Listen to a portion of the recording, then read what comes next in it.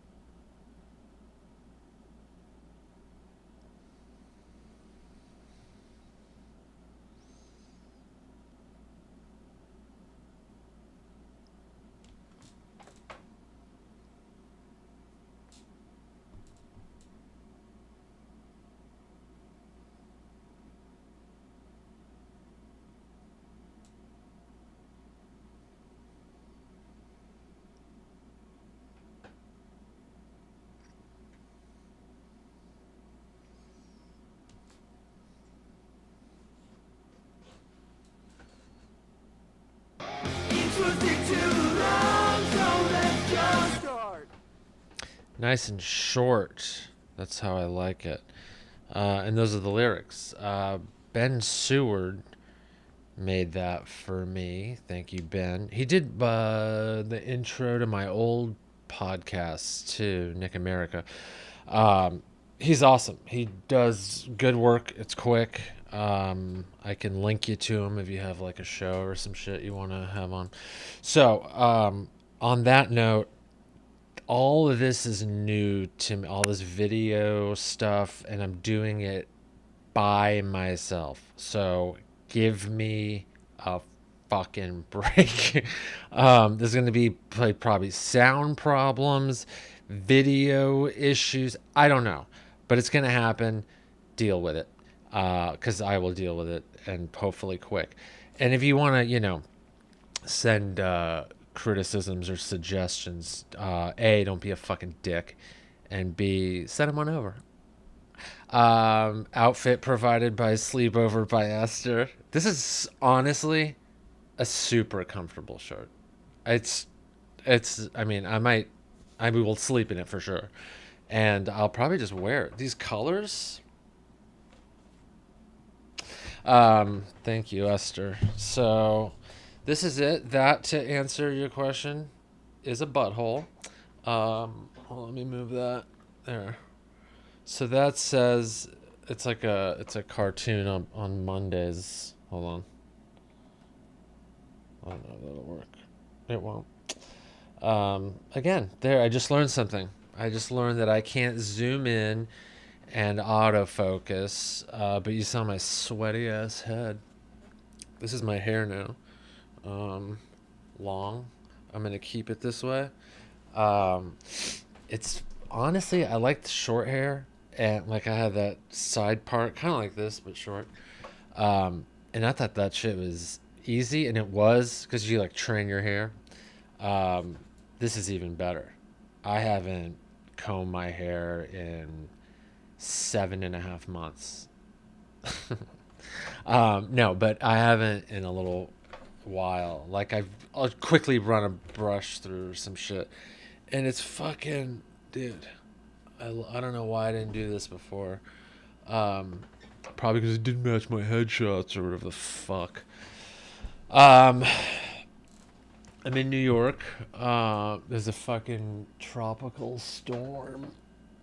That's like, I guess it's now. I don't know how tropical storms work, where they'll tell you like there's flash flooding, and you're gonna get like 2 feet of rain in like 6 minutes, and then it's now sunny, but then in 5 minutes it'll be torrential downpour.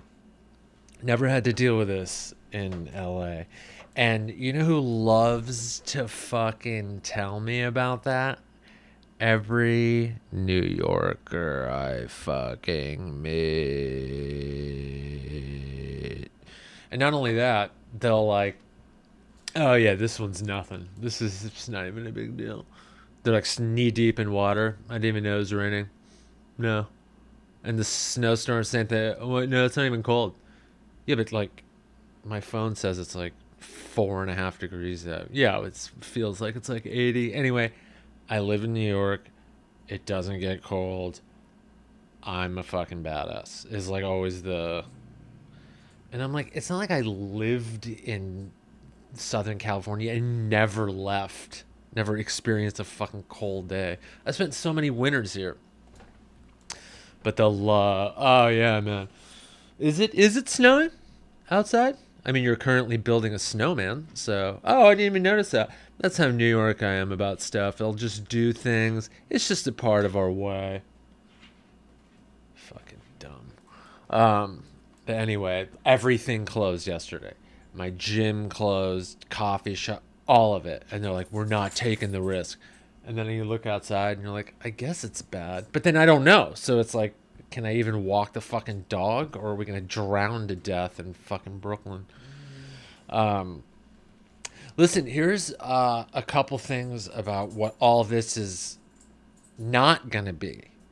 I'm not going to talk about politics. I'm not going to talk about fucking basically most things really smart people should talk about. I'm not going to touch it. You're not going to hear me tell you to get any sort of medical things that may be going around. I won't even use the word. How about that? Things that we should, which I have gotten, but I'm on the side of all things science, but I'm not going to sit here and rattle off studies and facts that I barely fucking understand. I'll just do the thing they tell me to do because I'm not a fucking asshole. But this won't be that. I'm not going to look at this thing that the president said and the fucking this guy. Because I'm not one of those like fucking dudes who sits in his car it's speaking into the thing going, and then the libs are there and the government's taking fucking right. It's not gonna happen. Those guys all look the same, by the way. All those guys are like either closely cropped, like a crew cut, or one they've let go and they just like fucking don't care anymore. And they're all fucking just like out of shape. And they're in their car because their fucking wife and kids hate them probably because they're fucking the way they are. And then they'll sit in their car and they'll be like, here's the thing. Just desperate to have anybody think they're not an asshole. And, you know, those videos go viral because guess what? You're a fucking dumb asshole. Fuck old ass Oakleys. Just like they're hard to get Oakleys, but not because they're so cool. It's because they're so like you've had them since 1992. And they haven't even gone retro in the cool. Still no one wants them. Nobody wants them. You drop them on a construction site, people will be like, just trash, throw it out. Because the guy works at a construction site, whatever. So look, I'm dumb. So I'm not going to sit here and tell you what to do. I'll just talk about dumb shit that goes on in my life. So I'm bouncing back between LA and New York just as, you know, I mean, I was obviously doing it more before the fucking globe shut down. But my friends will always ask which I prefer and am I going to stay? Am I going to go back or whatever? And they always ask it like it's like I have to pick one. It's not like a light switch and on and off. It's like I'll do both. That's where I'm happy. And I never thought I would. LA's always home, you know, because I was like raised there. But this is home too in ways that it isn't there. And, you know, this isn't going to be like an LA or New York thing, which is like well treaded ground, but it's just both. I'm not going to pick. I'm not going to do the pros and cons. It's just like I'm going to do both. It's good for my mental health, which was pretty much the reason I came here. Things were just getting like super, super depressing. And, you know, it's just very, not the whole city, but like, you know, the Hollywood area, I'm living in Los Feliz and stuff. It's just everything is very like, the business. It's a one industry town in Hollywood proper, But I just, I just was feeling like, you feel like a ghost in your own body, like nothing feels real or like there's just kind of any point because you're not even really there. You can't like touch or hold anything. That's how it felt just existing out there. I'm home, I'm writing. It just feels like the stand up felt just like, you know, the Comedy Store, which was like my home away from home, was just like nothing. It just everything felt super empty. And this is after, by the way, I got myself on medicine, like depression, anxiety stuff, and it still wasn't working. Like I always tell people, I went through. I had a checklist of how to fix your head, and I did everything except move. I did quit drinking, quit all recreational drug use, which wasn't, I did things here. Like I never even tried coke and I never will, obviously, but like it, like, oh, some ecstasy, here's smoke some weed and get drunk and what it was like, that was the extent of it. But you start using it as a crutch and shit. So I cut out all that. 9 years, by the way, as of April 2nd, which one of the best decisions ever. And then a few years after that, I quit smoking cigarettes. And I started like, I was exercising, whatever, but I started like, I ramped that up. I started like biking more. I fucking rode my bike from San Francisco to LA in as part of the AIDS life cycle. And that was one of the best experiences of my life. So I did that, and there's just still, this underlying, like, just like at any moment I could just be like, I'm checked out, So then I started meds, and then I started therapy. And then I started like reframing sort of what it is to be living and working and pursuing a dream and stuff. I'm like, am I focused on the wrong shit? Am I focused on the things that I think will make me happy? It's these like questions you just like ask yourself probably about any career, but you start really wondering, like, am I just on autopilot in a way? And I feel like I was. I'm like, trying to just like go on auditions just to book something that I don't even really want to fucking be there for. Like, fuck this commercial. I don't want to sell fucking Huggies or like the Android products, which are super secret auditions, projects, code name, whistle, or whatever the fuck. They won't even like tell you what it's for because their product's so fucking special.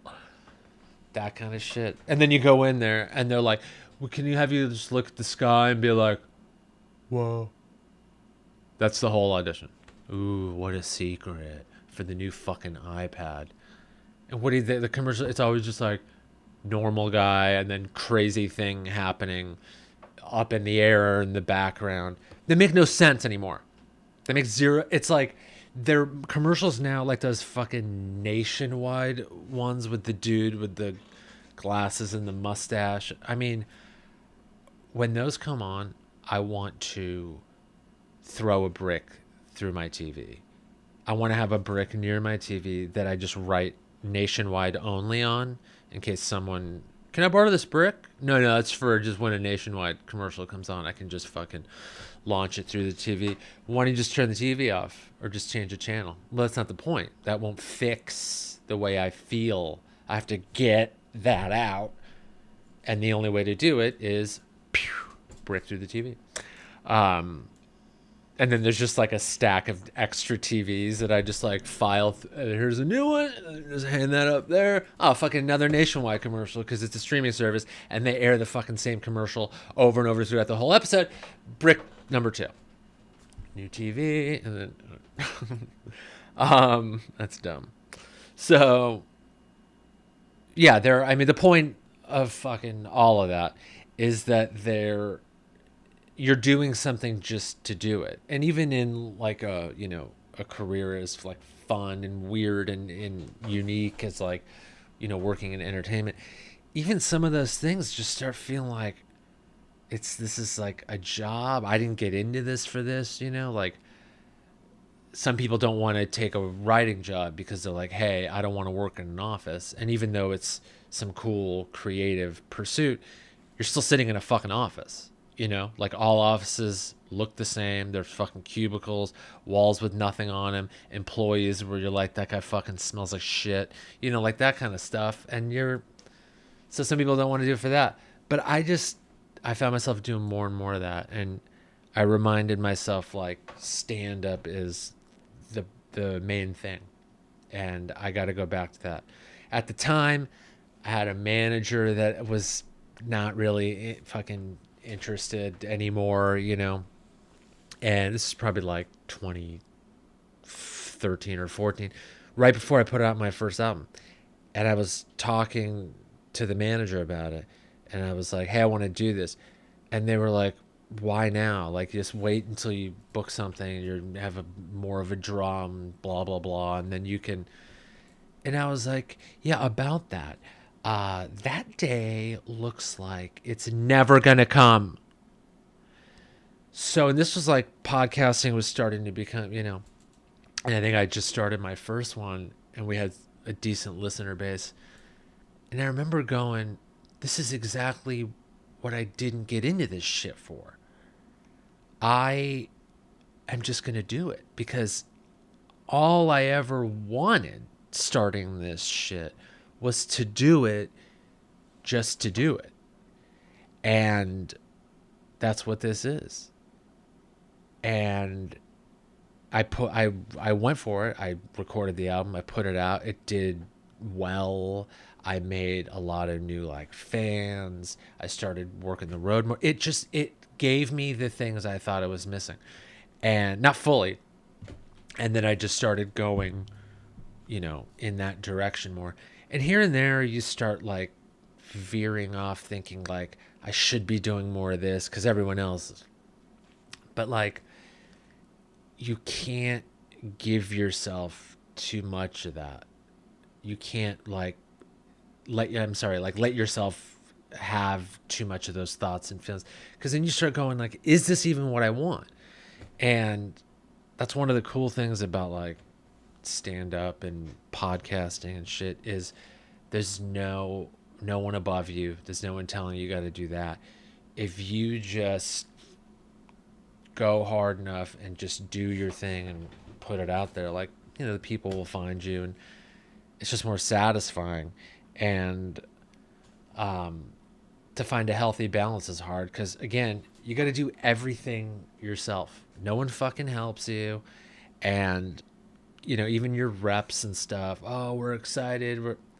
There are good reps out there, but, some are like grab clients, throw them against the wall, see what sticks, ignores the ones that go, so it's you can take care of yourself more in the modern day landscape. You don't have to wait. You're not at the mercy of all these gatekeepers.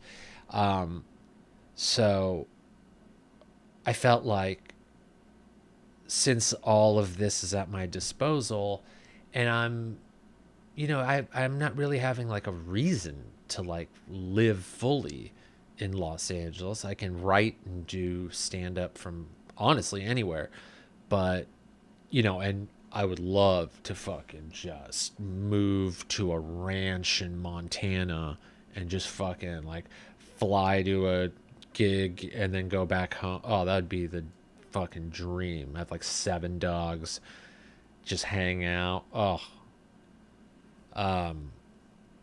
But anyway, um, I've always wanted to live in New York. I've spent a lot of time here doing stand up, and I was like, and I still, living in Los Angeles, so many things were just like missing, even though I'm doing what I want. I'm heading more in the direction of like, you know, like artistic, like purity, I guess, or like not purity, but just sort of like listening to the voice in there going like, you're only doing this because you have to do the thing you want to do.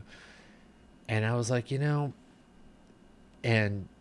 this is kind of serious, but at the depth of my depression, I was in New York and I was getting ready to go back home to LA. This is like 2018 somewhere, probably winter 20, whatever, early 2018. And I was staying at Ari Shafir's place, and he was like doing one of his like, oh, I'm going to fucking hike in Thailand for 4 straight months and not lose any weight somehow. Come back probably more overweight. How does he do it? Who knows?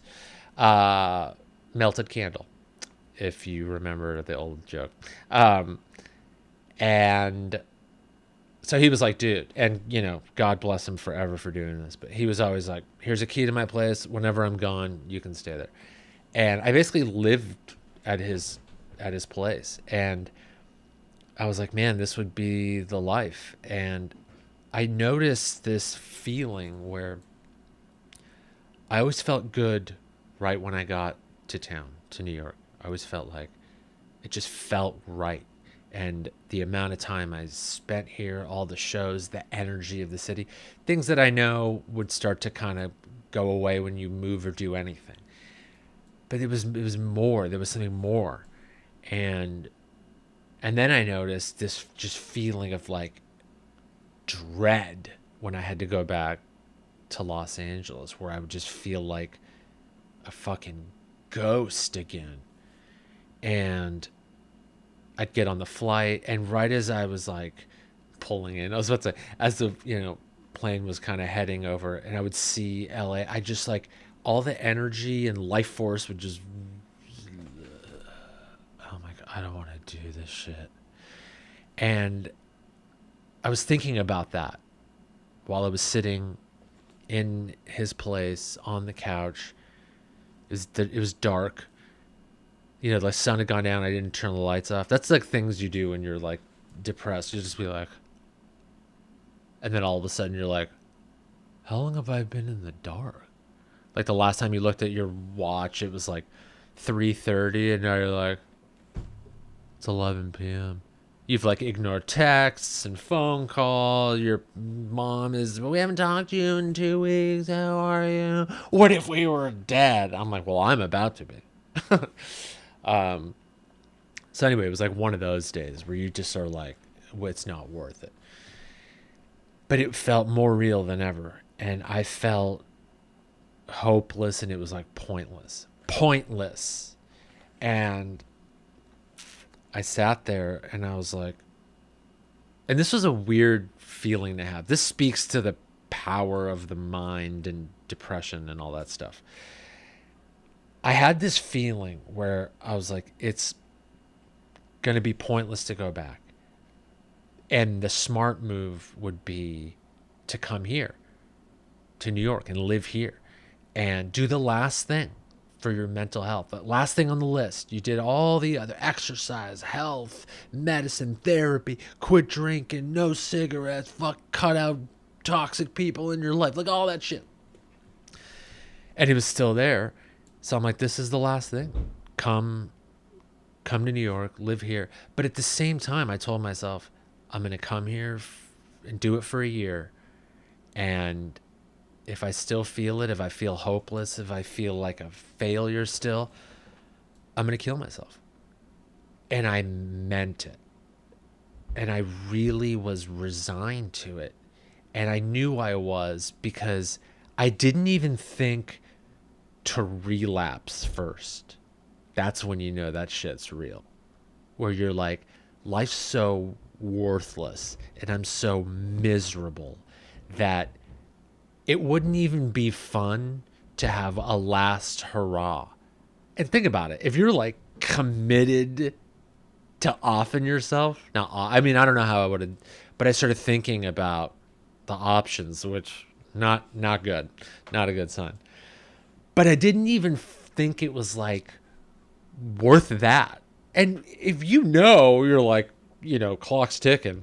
I mean, why not just start the heroin and crack and just go to orgies that's how depressed I was. That I was like, what's the point? Which is crazy. I mean, if you felt that way, you know. And I felt like the move here was one last ditch effort to just like fucking like out of that and try to live.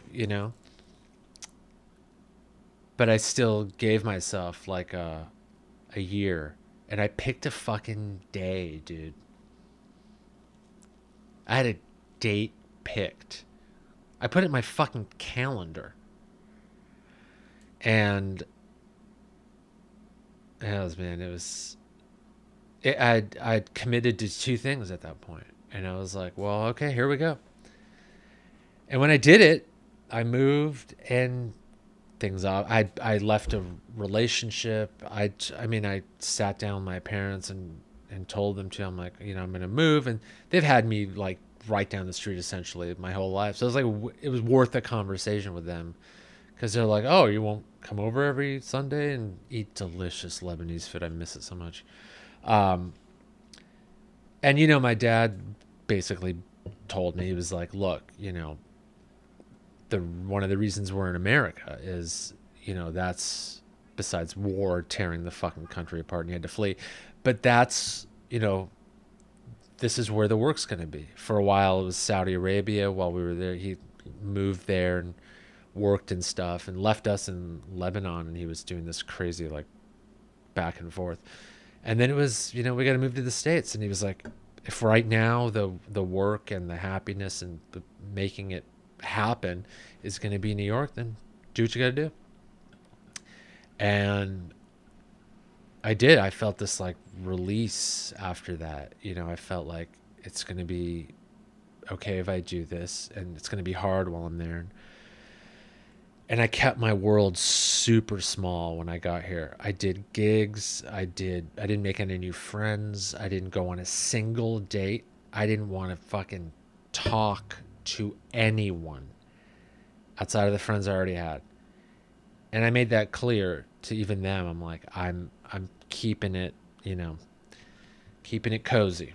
And I just focused on myself in a really like constructive way. I started meditating. That's been huge.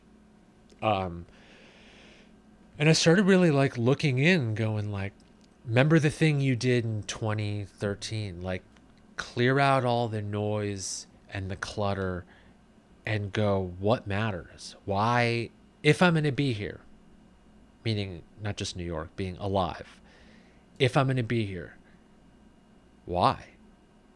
What are you going to do day to day to make it worth it? Why are you taking up oxygen?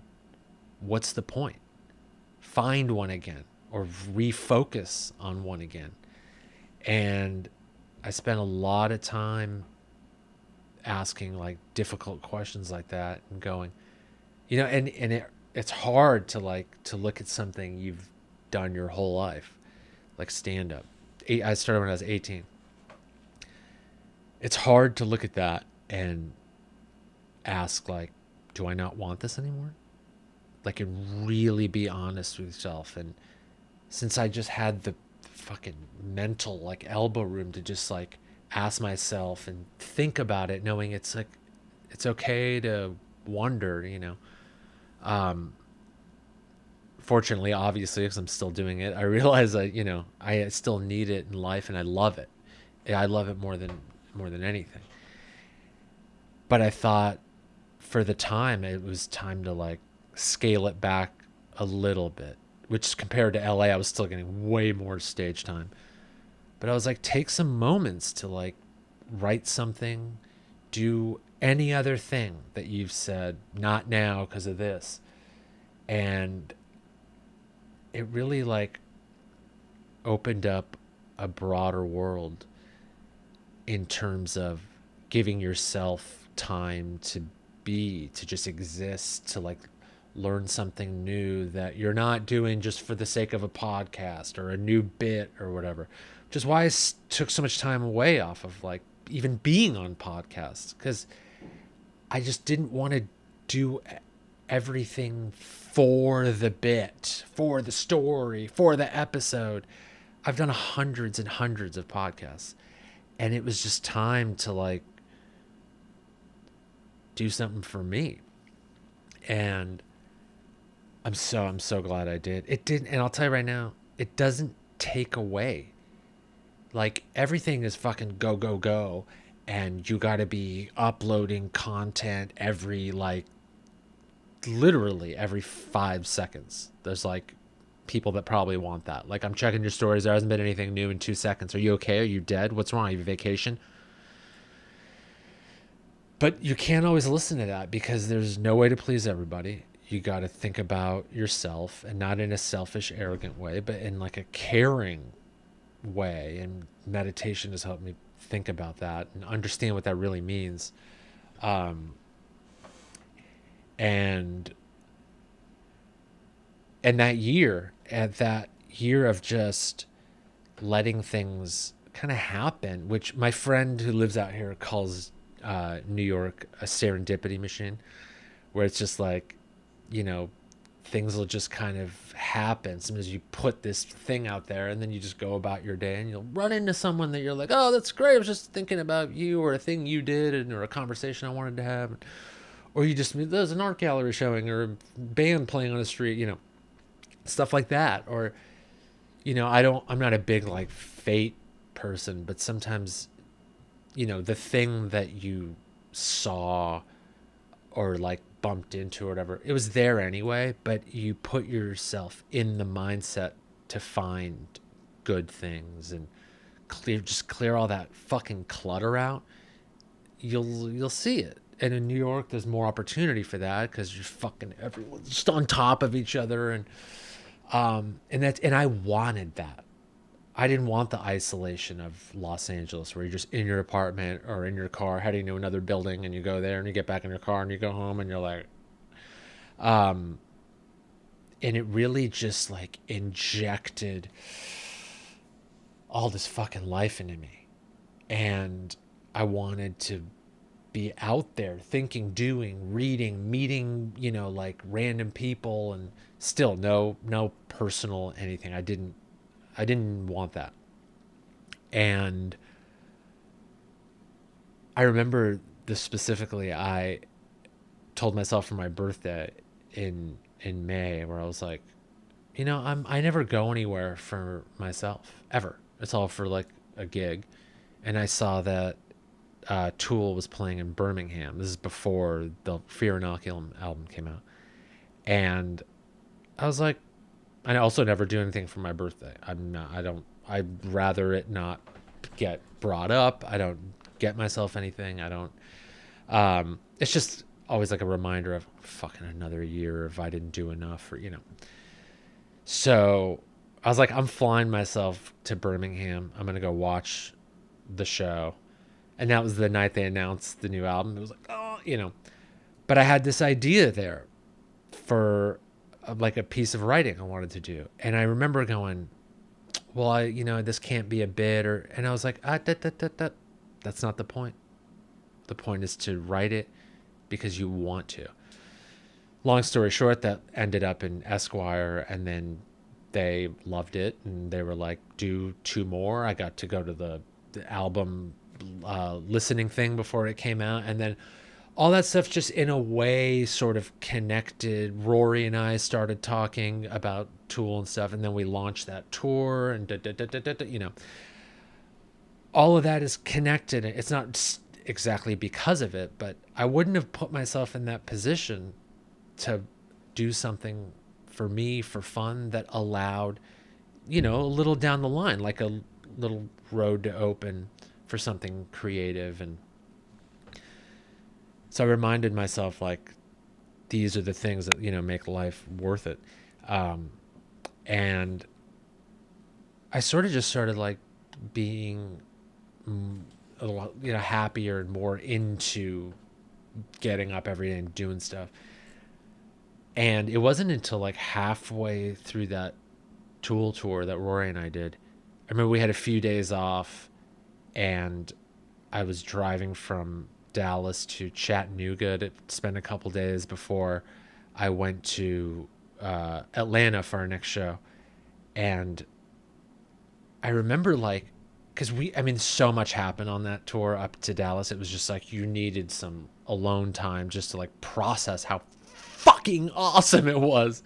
And I remember on that drive, I was doing that, and I still felt this like feeling of sort of like sadness, which is just the chemical stuff. It's just the depression. It has nothing to do with anything.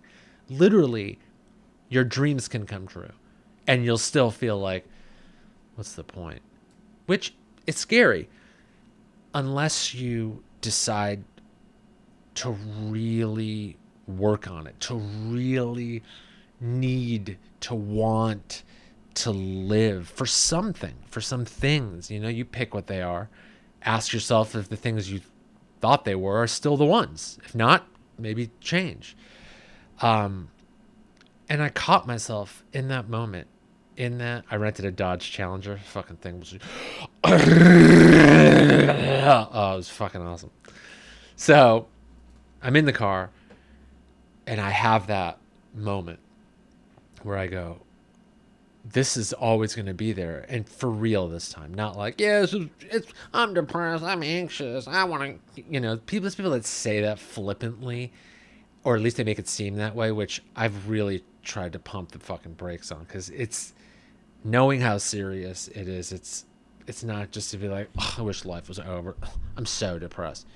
There's a big, that spectrum is fucking. So I was like, when I get to the hotel, I'm deleting that day, that suicide day.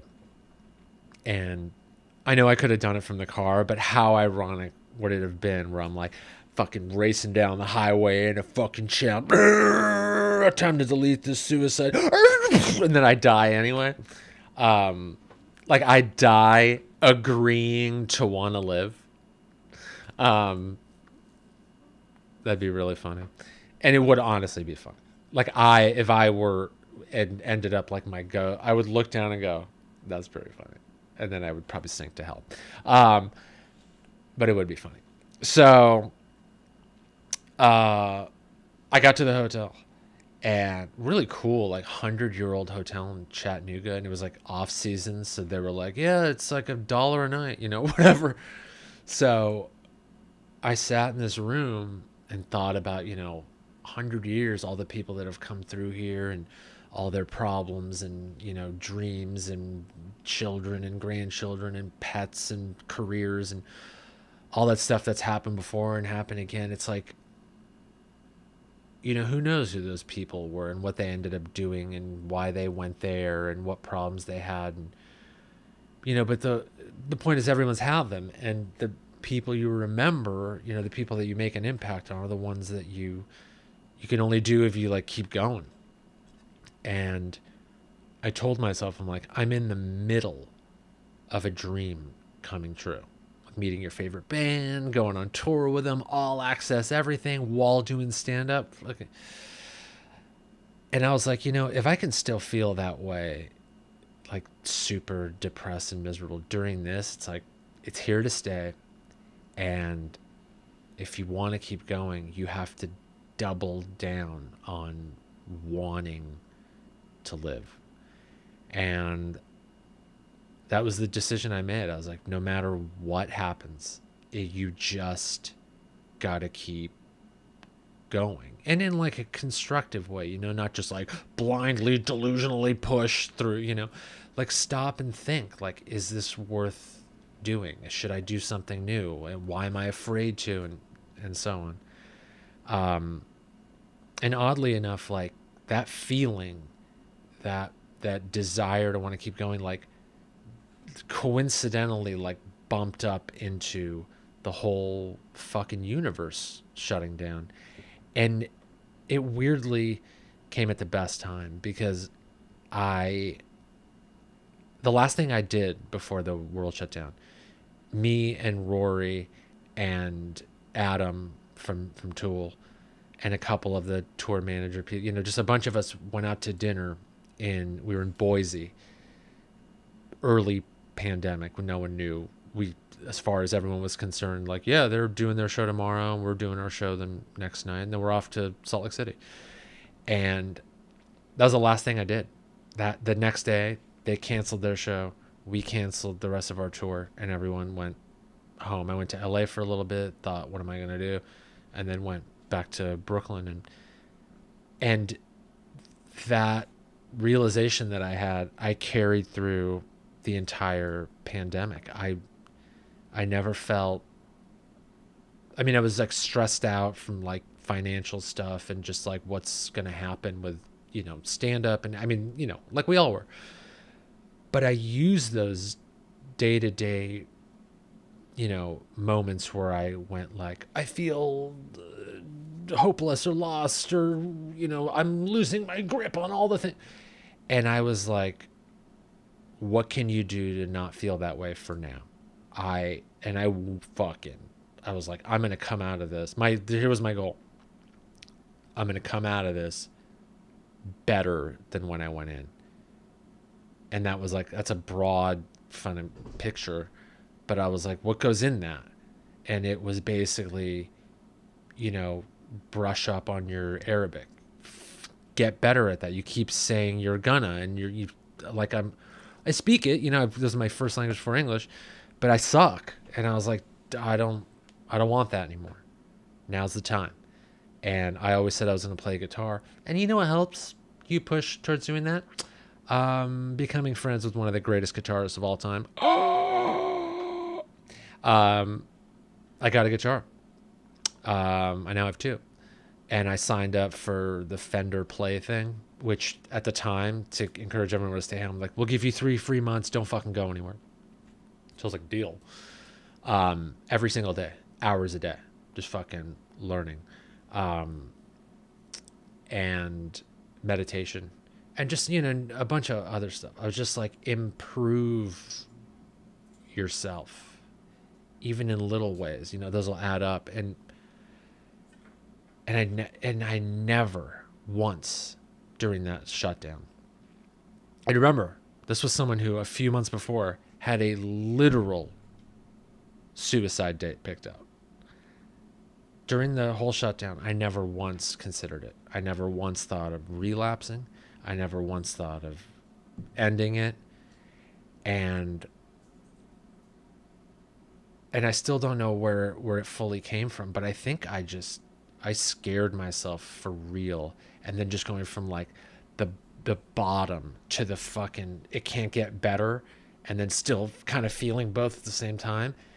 And there was just this survival. You just flash through all the, like, this is not why my parents moved here. This is all the things they sacrificed for me to just be like, and I know it's more than, but I had to tell myself something, to really just go, you need to push through it. And there's moments where it's still like, is it worth getting out of bed? Is it worth getting off the couch? Is it worth hitting record to do one of these? Let me tell you, man, it is. It really is. I met my now girlfriend we knew each other a little before the world collapsed, and then we started spending time together, during it, and then we started dating, and it's great. I'll talk about that more during this. It's going to be something I'll talk about in the Patreon too. This is going to be like a relationship and love sort of chat room in the Discord. There's a Patreon, by the way. But she's great. She's good. She's good for me. I'm good for her. we balance each other in a lot of ways, which I've never fully had in a relationship. I've gotten close, but not like this. She really is just awesome, and she's sweet and goofy and funny and creative, and like she's great. Um, but that was one of the best things that come out of the shutdown. Um, but I really didn't know. It's funny. I didn't know what direction I was going to go with this episode. Um, but again, that's the point. There's going to be a lot of flaws with this, and their flaws I'll fix. It'll be more focused in ways, and not it'll be serious. It'll be funny. It'll just be whatever the fuck I want, really, and that's what matters. And if you're into it, great. If not, bye. See ya. Have fun somewhere else. Um, Again, dude, this shirt, Esther, thank you. This thing is awesome. Started working out again. Getting fucking jacked. Oh yeah, I did want to mention, I mentioned the guitar. I got this cool strap from Dispatch. These guys. They make this cool, like, modular strap that, like, easily disconnects. And I know I'm doing a fucking terrible job. Hold on. So they're gonna be like, dude, this was the worst fucking. And they're not paying me to do this. They honestly, I told them I loved it, and though I do, we'd love to, send you one. But yeah, so it disconnects. It's one of those like magnetized things. And the straps here literally like tighten, release, tighten, release. And it's really great. It's super comfortable, especially if you're fucking fidgety. Especially if you're like super fidgety like me. We're always just like, I'm sitting and then my back hurts because I'm fucking 70 now. And then you get up and but it's too low and you want to sit high, So it's really good for that. Thank Dispatch, DSPTCH. They're based out of San Francisco, New York, and they have stores there. Great stuff. One of my bags that I have is from them. I mentioned them in one of the newsletter things I put out. But yeah, super cool. I think a lot of them are sold out, but there's still like a colorway or two left. But worth looking into if you play guitar. I should have mentioned this at the beginning, but there is the Patreon page I started. That's going to be where I'm most active. I don't want to have really anything to do with Twitter, and I don't really use Facebook. Instagram, you can't really like connect in the same sorts of ways. And TikTok is for 3-year-old SoundCloud rappers who are also fitness influencer, travel, keto diet, vegan dancers. Yeah. So I post stand-up clips on there, and one of them actually fucking is like 500,000 views. It's crazy. Which is cool. But so the Patreon allows more interaction, and it allows for money. So the basic first tier is like, you get some access stuff, newsletters, maybe a bonus episode, a few things. And there's a $9 one. This is the second one, and then 18.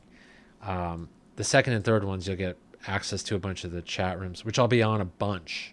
I'll be very interactive, because it'll be worth my time. It'll be worth your money. So the whole point of fucking Patreon, I guess. And I'll do like live streams and live Q&A shit, and to talk about what stuff in the episode, like everything I talked about here, all the depression, all the suit, like we'll get into that stuff, because I want to. I think it's interesting. It's worth my time. And if it's worth your time, we might as well, dig into it more and, see what happens. I I think this episode should probably end with one of our, I think our most popular segments, and it's here we go. Hold on a second. I gotta load this again. I'm learning this, so I don't know. I'm using a thing called Ecamm. Hold on. And you can like set scenes and shit. So I can add. No, sorry, this is bad. I'm not professional. Here we go. It's a segment called "Look How Dumb Bobby Lee Looks," and here we go, right here. There we go. There's me. And this is a popular one. So popular that it might even have a song connected to it. And I do want to just point out, like, look how incredibly dumb these glasses, and just the look on his fucking face. It's just so dumb. Thank you for whoever sent this in. I appreciate it. It does qualify under the does he look dumb in this? And yeah, the answer is yes. Let me find the. Hold on a second.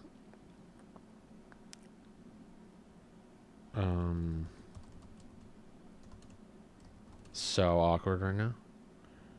So awkward. Let me go back to the home screen. So there is a fucking. This is so unprofessional. Although, what's professional about most fucking podcasts? Come on. They have fucking. The ones that have like a team of fucking people and shit. I have a team of fucking. This is my team right here. You're looking at it. Team according to me. Whatever. I'll just find it for next time. But yeah, so that's that. So they'll go out like live as I do them on the YouTubes, and then they'll be released as the audio of this will be released as a podcast, available everywhere you get audio listening stuff. So that's that. Patreon.com/ATNY. Go check that out. See if it does anything for you. Try it out. You'll get free shit. If you're in the second and third tiers, you get a free fucking poster, a White Hot Fire poster, and they're high quality paper. They're good. You can see them on my website. I should have probably had a photo of that ready to go, but again, these are my fucking producers right here. That's that. Let's celebrate this episode by. I don't know if you guys heard that, because again, fully don't know what I'm doing. I've trained myself in this, but there's stuff you don't know until you're actually like in the process. So I'll see you next time, which could be in 3 days or a week minimum, week maximum. That's that. Later.